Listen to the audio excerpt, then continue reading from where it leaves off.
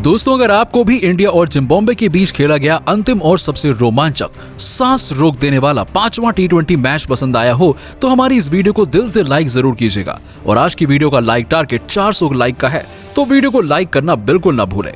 दोस्तों, 3-1 से अपनी ही धरती पर सीरीज गंवा चुकी जिम्बाब्वे के पास अपनी लाज बचाने का अब आखिरी मौका था, जहां भारत का यंगिस्तान अब इस अंतिम T20 मैच को भी जीतकर 4-1 से सीरीज का चैंपियन बनना चाहता था।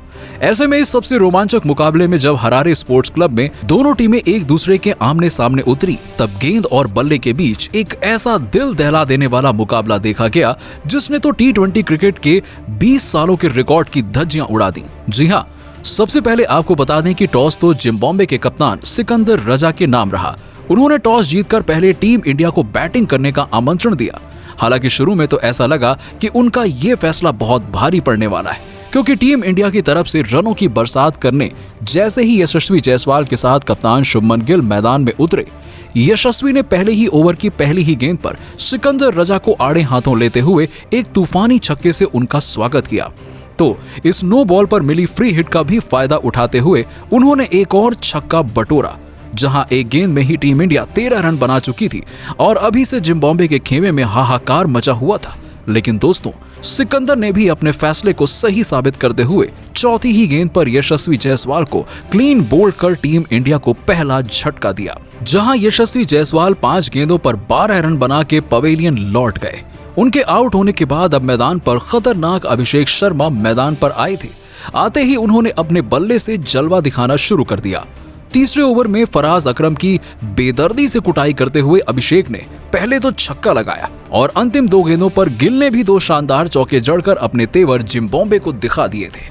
टीम इंडिया एक बार फिर से टॉप गियर में आगे बढ़ रही थी, लेकिन तभी अभिषेक शर्मा भी जल्दबाजी कर बैठे और चौथा ओवर लेकर आए ब्लेसिंग मुजरबानी ने अभिषेक को अपने जाल में फंसाया और विकेट के पीछे विकेटकीपर ने कोई गलती नहीं की। जहां अभिषेक शर्मा 11 गेंदों पर 14 रन बनाकर पवेलियन लौटे, उनके रूप में टीम इंडिया को दूसरा झटका लगा और 4 ओवर में 21 रन बनाकर टीम इंडिया अपने 2 बल्लेबाज गंवा चुकी थी।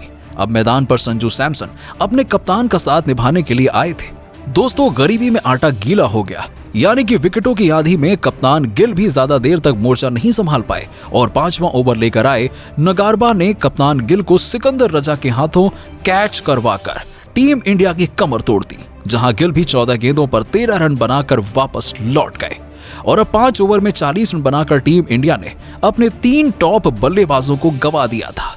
हम मुसीबत में थे और इस मुश्किल घड़ी से निकालने की जिम्मेदारी अब संजू सैमसन के साथ रियान पराग के मजबूत कंधों पर आ चुकी थी। इन दोनों ने संभाल कर साझेदारी दिखाते हुए फूंक फूंक कर टीम इंडिया को आगे बढ़ाना शुरू किया। 9 ओवर में भारतीय टीम को 64 रनों तक पहुंचा दिया, लेकिन अभी भी टीम इंडिया T20 में बेहद ही धीमी रफ्तार से आगे बढ़ रही थी। जिम्बाब्वे को लगा कि उनके पास मौका है ये मैच जीतने का, लेकिन तभी उनकी उन उम्मीदों पर पानी फिरना शुरू हो गया और पानी फेरने का काम बल्लेबाजों ने शुरू किया। 10वें ओवर में तूफानी छक्का जड़कर रियान पराग ने टीम इंडिया को 75 रनों तक पहुंचाया। तो पारी के 12वें ओवर में तो संजू सैमसन ने गेंदबाज ब्रैंडन मबूटा का तो करियर ही समाप्त कर दिया। उनकी लगातार 2 गेंदों पर एकदम शानदार शॉट खेलते हुए स्टेडियम के पार गगनचुंबी छक्के जड़कर उन्होंने मैदान में तहलका मचा दिया था। उनकी ताबड़तोड़ बल्लेबाजी से 13 ओवर में टीम इंडिया 101 रन बना चुकी थी। अब अंतिम के बचे हुए ओवरों में कम से कम 180 रनों तक भारत को पहुंचाने का लक्ष्य इन दोनों बल्लेबाजों के सामने था। लेकिन तभी रियान पराग के रूप में भारत को बड़ा झटका लगता है। ये खिलाड़ी 24 गेंद पर केवल 22 रन बनाकर पवेलियन लौट गया। ऐसा लगा कि कहीं टीम इंडिया बिखर न जाए, लेकिन उनके आउट होते ही मैदान में उतरे शिवम दुबे ने छक्के से अपना खाता खोलकर अपने इरादे जाहिर कर दिए थे। वो आज किसी को भी नहीं छोड़ेंगे। दूसरी तरफ संजू का बल्ला दहाड़ रहा था, वो तो केवल छक्कों से डील कर रहे थे। 16वें ओवर में नगारबा की दूसरी गेंद को बाउंड्री के बाद छक्के के लिए भेजकर संजू ने 17 ओवर में टीम इंडिया को 131 रनों तक पहुंचा दिया। इस दरमियान संजू ने केवल 39 गेंदों पर अपना अर्धशतक भी पूरा कर लिया था। उन्होंने अकेले ही जिम्बाब्वे की नाक में दम करके रखा हुआ था। लेकिन तभी 18वें ओवर में मुजरबानी ने संजू सैमसन का शिकार कर आधी टीम इंडिया को समेट दिया, जहां संजू सैमसन 45 गेंदों पर 1 चौका और 4 तूफानी छक्कों की बदौलत 58 रन बनाकर पवेलियन लौट गए 18 ओवर में 137 रन बनाकर टीम इंडिया ने 5 बल्लेबाज गंवा दिए थे। उनके आउट होने के बाद अब मैदान पर आ गए थे रिंकू सिंह। दूसरी तरफ शिवम दुबे का बल्ला गरज रहा था। 19वें ओवर में नगरवा की धज्जियां उड़ाते हुए शिवम दुबे ने एक के बाद एक 2 खतरनाक चौके और एक आसमानी छक्का जड़कर 19 ओवर में ही टीम इंडिया को 153 रन तक पहुंचा दिया। अब ऐसा लग रहा था कि विकेट गिरने का तो कोई फर्क ही नहीं पड़ा, लेकिन अभी आखिरी ओवर की पहली ही गेंद पर सिंगल चुराने के चक्कर में रिंकू सिंह ने शिवम दुबे को रन आउट करवा दिया और दुबे 12 गेंदों पर 2 चौके और 2 तूफानी छक्कों की बदौलत 26 रन बनाकर पवेलियन लौट गए। हालांकि जाते जाते रिंकू सिंह ने अंतिम 2 गेंदों पर 1 तूफानी छक्का और 1 चौका जड़कर बेहतरीन अंदाज में पारी का अंत किया। टीम इंडिया को 20 ओवर में 167 रनों के मैच विनिंग टोटल तक पहुंचा दिया, जहां रिंकू ने 9 गेंदों पर 11 रन बनाए और सुंदर 1 रन बनाकर नाबाद रहे। अब जिम्बाब्वे के सामने एक उतना बड़ा लक्ष्य नहीं था, जहां जिम्बाब्वे की टीम काबिल थी इस चेस का मुकाबला करके अपने नाम करने के लिए और अपने मनोबल को ऊंचा करने के लिए। हालांकि उनके लिए ये चुनौती भारतीय गेंदबाजों के सामने आसान तो बिल्कुल नहीं थी।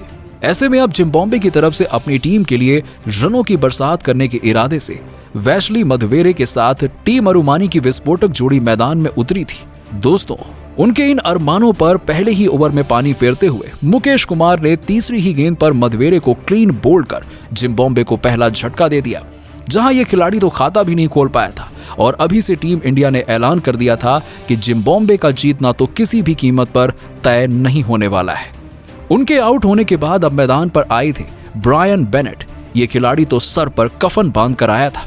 आते ही उन्होंने दूसरे ओवर में तुषार देशपांडे का स्वागत लगातार 2 गेंदों पर 2 खतरनाक चौके जड़कर किया और अपने तेवर टीम इंडिया को दिखा दिए।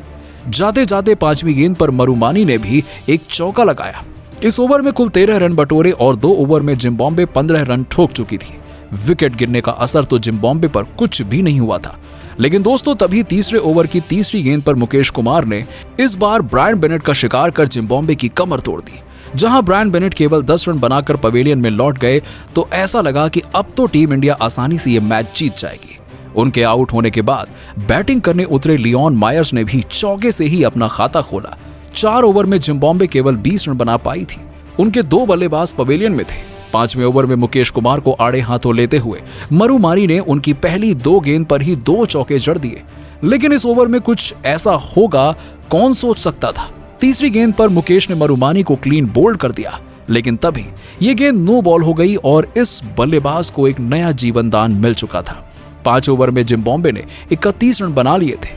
अभी भी उन्हें जीत के लिए 137 रन चाहिए थे। जिम्बाब्वे मैच में थी, लेकिन कहानी क्या हुई, एक बार फिर भारतीय गेंदबाजों के आगे जिम्बाब्वे की पारी ताश के पत्तों की तरह बिखर गई। मैच अंतिम ओवर तक चला गया और फिर आखिरी ओवर में जो हुआ उसने करोड़ों क्रिकेट प्रेमियों को दांतों तले उंगलियां दबाने पर मजबूर कर दिया। लेकिन बावजूद इसके टीम इंडिया ने यह सीरीज तो अपने नाम कर ली। ये मैच तो केवल फॉर्मेलिटी ही था, जहां जिम्बाब्वे को केवल अपनी इज्जत बचानी थी और भारत के युवा सितारों ने भारत का तिरंगा झुकने नहीं दिया। लेकिन दोस्तों, अब आपको क्या लगता है, इस जीत का सबसे बड़ा हीरो कौन था? यशस्वी जायसवाल, अभिषेक शर्मा, शुभमन गिल या फिर कोई और? अपनी कीमती राय हमें नीचे कमेंट सेक्शन में जरूर दीजिएगा और ऐसी ही शानदार खबरों के लिए हमारे वीडियो को लाइक करके चैनल को सब्सक्राइब जरूर कर दीजिएगा। मिलते हैं आपसे अगले वीडियो में।